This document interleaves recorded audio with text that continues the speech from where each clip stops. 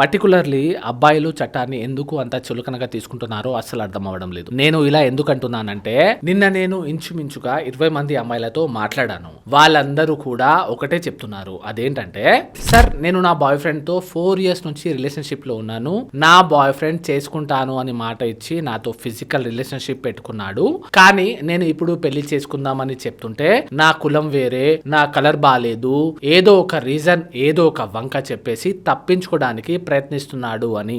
ఇప్పుడు నేను ఏం చేయాలి అని వాళ్ళు అడుగుతున్నారు. ఇలాంటి ఇన్ఫర్మేషన్ చాలా ఇంపార్టెంట్. అందుకే ఇప్పుడే రీల్స్ సేవ్ చేసుకోండి, షేర్ చేయండి. ఒకవేళ ఇలాంటి సిచ్యువేషన్స్ లో మీ గర్ల్ ఫ్రెండ్ పోలీస్ స్టేషన్ కు వెళ్ళేసి మీ మీద జస్ట్ ఒక కంప్లైంట్ ఇస్తే మీకు అగేన్స్ట్ గా సెక్షన్ 69 ఆఫ్ BNS తో FIR రిజిస్టర్ అవుతుంది. అకార్డింగ్ టు భారతీయ న్యాయ సంహిత సెక్షన్ 69 10 years జైలు శిక్ష పడే అవకాశంతో పాటు భారీ జరిమానా కూడా పడుతుంది. అండ్ ఇందులో మీకు బెయిల్ కూడా త్వరగా దొరకదు. అండ్ ఒకవేళ మీరు కోర్టులో సరే నేను ఆ అమ్మాయిని పెళ్లి చేసుకుంటాను, నాకు బెయిల్ ఇచ్చేయండి అని అంటే, ఈ గ్రౌండ్ పైన కోర్టు మీకు బెయిల్ ఇచ్చే పాసిబిలిటీ అయితే ఉంది. కానీ లాస్ట్ కు వచ్చేసరికి ఆ గర్ల్ ఫ్రెండ్ ని మీరు ఎలాగో పెళ్లి చేసుకునే పరిస్థితి వస్తుంది. అంటే అదేదో ముందే పెళ్లి చేసుకుంటే ఈ కోర్టులు, పోలీస్ స్టేషన్లు ఎంత తిరగాల్సిన అవసరం ఉండదు కదా. దీని గురించి మీ కామెంట్స్ ఖచ్చితంగా కామెంట్స్ లో చెప్పండి. Thank you.